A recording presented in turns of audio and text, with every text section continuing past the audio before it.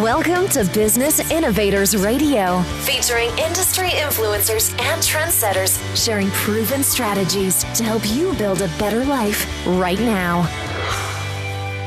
Hello and welcome to the show. This is your host, JC Soto. Today, we have a writer, an author, a coach, an empowerment coach, and a marketing strategist. And she's going to help us understand and the topic of working with the impostor syndrome, how to be more visible and make more money out there. So welcome to the show, Marta. Thank you so much for having me, JC. I'm excited to chat. And before we get going, I want to let everybody know her company is Marta Spirk Coaching. So again, welcome to the show, Marta. Thank you. Excited. Yeah. Can you tell us a little more about what your coaching is about and how you help your clients? Yes. So I focus on empowering and specifically women entrepreneurs to stop hiding, to really show their personality, to get more vulnerable with their audience so that they connect more authentically and build relationships and increase sales. But the basis and the foundation of everything is that personal growth, the increasing of self-confidence. But what I have found is that self-confidence doesn't just increase with us doing the personal growth work, reading the books, journaling, and all that stuff. It comes with action. So we have to put ourselves out there and feel the fear, do it anyway. And then we will notice the confidence increasing. And I feel like so many women and so many entrepreneurs kind of sit around in the analysis paralysis and expect the confidence to come first, but it does not happen like that. You have to take those steps. You have to take the risks and you will see the fruits of it. That's right. So the confidence comes from taking action. Yes, it does. But there's a myth that says that you read the books and you get confidence and then you do the action. Right. Yeah. So what other myths are there that you find that people bring to you when they are, running their business? I think one of the biggest ones too is oftentimes we hear a lot about limiting beliefs. And we start thinking that the way we are is keeping us from moving forward. So people that are maybe introverted or that have struggled with something in the past, with a client or even in their personal lives, we allow those things to kind of define us. And we kind of start comparing with other entrepreneurs and say, I could not do that because, or we create reasons/excuses to say that somebody else is more advanced because they have an upper hand somehow. And what I have learned in my journey is that the more I understand myself, the more I see how different and how unique I am and how I should be leveraging that instead of thinking that, oh, this is my weakness, so I can't do it this way. Instead, look at my weaknesses as my strengths and see how I can leverage the way I am. Instead of wanting to change who I am, it's really become more of who I am. And that's what's going to bring me success. And oftentimes in this space, especially the online space, we compare ourselves, and we usually compare our entire lives with somebody's one day that they say, I made so much money or I signed up a client. And I used to be in that trap. And sometimes it's still hard. And I think that's another myth, to think that once you overcome some kind of fear or some kind of limiting belief or whatever, that those things are never going to poke their heads back in. And they really are. It's an ongoing journey, and some things are going to be triggering for you forever. They're always going to be coming back, but it's a matter of how you handle it. Your reaction changes, right? The triggers may not change. The weaknesses may not change, but it's really how you see things. It's changing your perspective more than anything, more than changing yourself. It's changing your perspective about situations and about yourself. That's right. And there's a lot of comparison. Like you said, sometimes just a snapshot of that person that posts something wonderful online. Yep. And we tend to analyze ourselves. And we usually end up getting down and getting depressed because we seem like we're not there yet. And that causes fears, right? The paralysis, not wanting to do anything. What other fears do they bring along? Well, I think that's one of the biggest ones is, good for you, I could not do that, right? Or at times it's the opposite. I usually say there's like the superiority complex or inferiority complex. You look at people and you say, I could never do that. Or you think, I'm so much better than them, but I'm not making the money, or people are not wanting to work with me. And it's really an understanding that there is no one like you. And it's hard because we grow up, and I see this with my kids because I have triplets. So they're all the same age, but they're so different. And it's clear to see that even though they were born the same day to the same parents, growing up in the same conditions, they're very, very different. And it's just the greatest proof for me that the same is for all of us in so many other capacities, because we were born to different families in different countries, right? With different backgrounds. And so what I have learned is that it's a lack of self-awareness. Really, that's what it is. When you are thinking that you could never do what somebody else does, or that you're better, and how are they doing better, you are not self-aware enough to understand that you're not leveraging who you are. You're still caught up in looking at others. And back to my point I was trying to make is that we grow up and we lose who we were initially, that essence that I see in my 5-year-olds. This is something that, we start taking on so much baggage with time, and we lose that essence because we start thinking, well, to fit in, I need to change a little bit. And we're constantly checking to see, how am I doing? Are people smiling? Are they, turning their head? Are they falling asleep when I'm talking, And we're constantly checking our performance based on people's reactions. Now, obviously, we're social human beings. We have to take social cues. But a lot of it gets really turned all the way upside down into we spend the majority of our adult life running away from who we are. And I believe that personal growth, and especially entrepreneurship, and I would add in motherhood in my case too, it forces you to go back to be like, okay, so who are you? What is your purpose? What are the things that you were born with that nobody told you needed to become a doctor, or that you needed to go play some sport? You had that thing. And the more you are able to go back to those moments, the more you will see that you have been following some of those steps, even if unaware and subconsciously, you have been kind of following the dreams, following the passion. Everything is interconnected, and everything has contributed to where you are now. So now, once you gain that awareness, you can be more intentional about what you do in the future, keeping in mind what you have maybe discovered or rediscovered about your mission, your passion, and the essence. That's right. That essence, that innocence that we have when nobody's has bombarded us with all these different messages that start to confuse us, because we get confused, and exactly. And then we don't know how to act, how to react, how to behave. And sometimes we can't even decide what we want out of life, because we have commercials telling you, well, you should have this type of car, or you have this much money in the bank.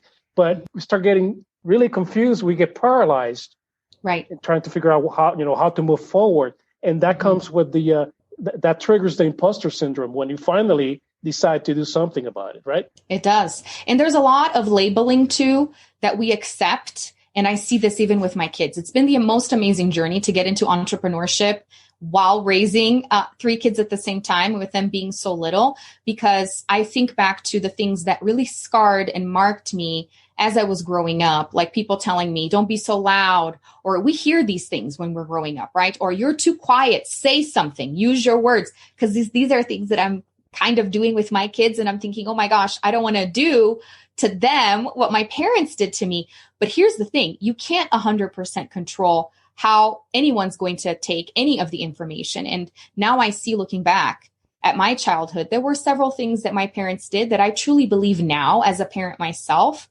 it wasn't intentionally bad. The opposite. They were doing it because that's the best way they knew how. And same goes for me right now. Maybe sometime in the future, one of my kids are going to say, you said that, and it really hurt me.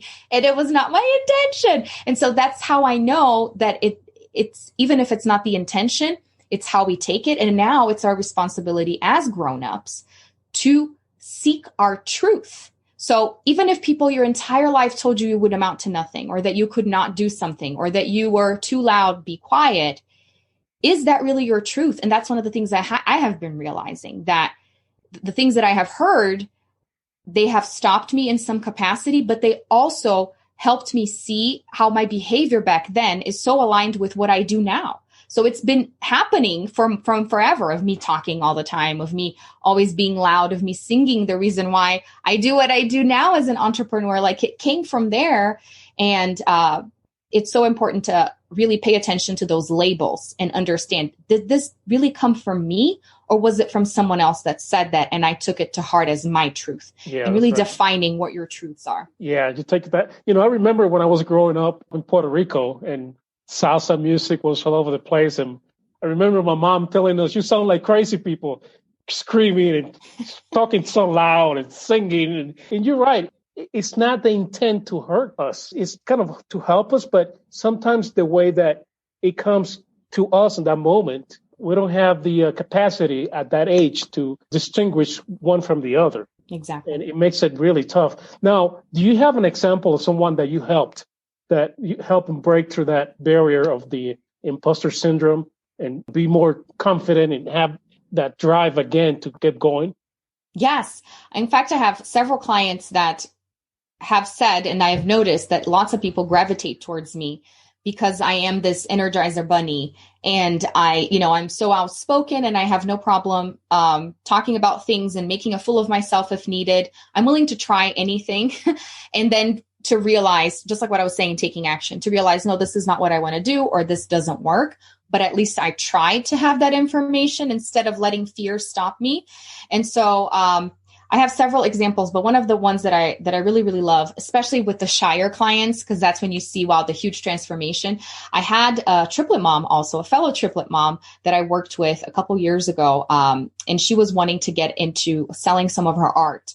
So she's an amazing sketch artist, and she was doing it out of a hobby and not really thinking that that could be a business or that somebody would even want to sell it. And I encouraged her to start posting pictures and to start selling herself and showing more of her personality. And I feel like this is the biggest struggle, is that we don't want to show ourselves. We want to show the product, the service, but people don't buy products and services for the most part. They buy into you. They buy into your personality, into the rapport that they build. And especially with those that tend to be shyer, it's kind of hard to take that step. And so that was one of the things that I worked on with her. And she went on to create her Instagram account and to selling custom stuff and doing several different kinds of print work as well. And that's one of the clients I'm super proud of, because not only is she also a triplet mom, so I understand the struggle. You're got enough on your plate as it is, and then start a business and then work on that on your spare time. But she did it. She went for it, and she's had great success. And so that's one of the ones I'm super proud of. You have to work with your children. And then on top of that, you have to work on yourself. Yeah. And then when you're working on something that has been there for so long, mm-hmm. and that's the way you've been operating for so long, that's a real challenge. It is, because it's that pattern interrupt, the change in what you're doing. And in a lot of ways, becoming a parent is that. And I think, again, going back to self-awareness, when we encounter a difficult situation, it's almost like, I've never been here before. I don't know what to do. But if you really took the time to go back to other hard situations in your life, you will see that we never know what to do. When it's super hard situation, you learn at the moment. And this is one of the things that people always tell me, oh, God gave you triplets because he knew I couldn't handle it. Well, do you think I thought I could handle it? You know what I mean? Like, we do what we can. I can't just ignore the fact that there are 3 kids in my household. I have to do what I have to do. And this is what we need to do every time we encounter a challenge. Or think about pandemic. No one was prepared for this, and we had to do what we had to do. And so just keeping that in mind, and especially looking into your past to encourage yourself, because I think lots of people struggle with the whole concept of, let's look into your childhood, like what we're saying, because there may be lots of wounds and lots of things that they don't even want to revisit.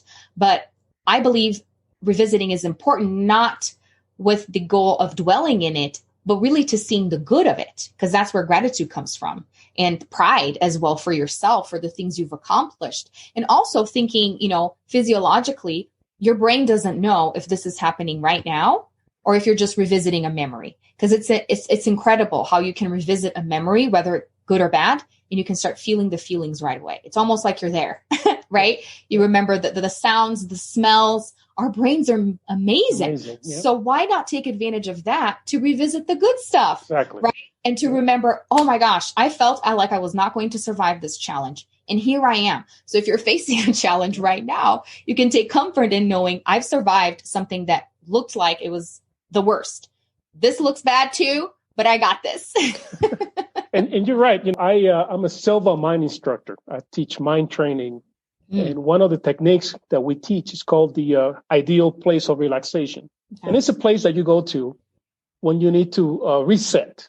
Yeah. Like go back and re-empower yourself at that time that you felt invincible. Mm-hmm. It's like you said, the brain is amazing if you take charge of that brain and you direct it, you guide it. Exactly. Yeah. And it's been proven over and over again that we don't even tap into, I don't know the percentage, but the majority of what our brain has to offer. Yeah. We don't tap into, we don't know, nobody knows. And it's been years of studies. And so there's something there. And I believe that we need to really take the time to take advantage of it. So let me ask you, what was the spark that got you started coaching people? So it really was motherhood. So the a little bit of the story is I'm originally from Brazil. I married my American husband. We moved to the US and we lived here for 3 years. And then my parents convinced us to go try it out in Brazil. And I had my babies in Brazil. So it was a lot of back and forth and rediscovering. And I have a background as a teacher and translator and interpreter. So that's my official career path, has always been with languages. But with the teaching vein, it's really my passion to see people understanding something, because I figured out a way of imparting that knowledge. And after we had the kids, we decided to move back to the US. And it was a lot to process, so many changes, especially because of not having family around. And my babies were 9 months old when I decided to start something for myself, because I saw how taxing it was on my emotions and really in my identity, going from 0 to 3 and having this reality of living in a different country. Granted, I already knew what it was like. And when I actually started with network marketing at the time. So it's like the glorified business for stay-at-home moms. And I really fell in love with the world of personal development. And I knew that's what I wanted to get into. I didn't want to sell anybody else's products. I didn't want to market any of that stuff. I wanted to help women with their mindset. And a lot of it too, because that's what I needed. So I always say I started coaching not out of the goodness of my heart. I started coaching because I needed it myself. And it's a great way to build accountability when you're helping somebody else with something that you need to, even if you're just a couple steps ahead, right? And so I really started with this responsibility and the burden of what am I passing on to 3 kids at the same time?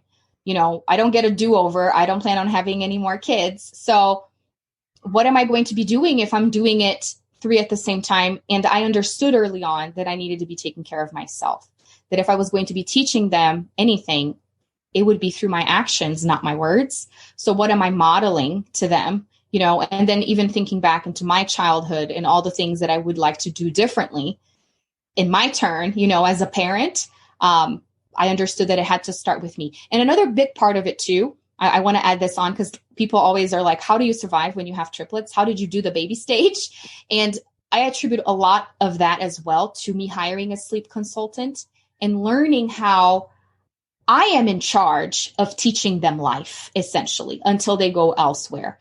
And even starting with sleeping, that I was the one in charge of teaching them, now is the time. I'm not going to wait until they're sleepy, because how would you do that with 3 babies? It's easy for a singleton to say, I'll let my child tell me when they're tired, which then I understood it doesn't work like that. You need to tell them now it's time, whether you're tired or not, because they are going to be anyways. And I started seeing how in control and in charge I am more than I thought I was, not only with kids, but in life. And so, wow, if I'm responsible for what's happening in my life, it's not just accident, then I better be more intentional with what I do. We decide whether we take charge or we let life control us. So exactly. It's up to us. So going back to your childhood, I know you have some lessons when you were growing up. We already talked about your parents. Yes. So what did you learn back then that you still apply to your business today? So one of the things that's been coming up a lot for me, and also because I've been seeing some of my behavior in my kids, that's what's been so fascinating and kind of like split into three. Some grabbed some characteristics of each parent. And one of my sons is extremely stubborn. He hates losing and he wants things to be done a certain way. And he's like full on tantrum when he loses. And that's one of the things. He's 5. Oh, he's 5. Yeah. So, and I see myself a lot in that. I remember being a child, I was the youngest. And a lot of it, I think, has to do with the fact that I was the youngest. It's like I was trying to find the spotlight because there was somebody there already. And I remember my mom usually would say that my sister became more withdrawn after I was born because she was the only child.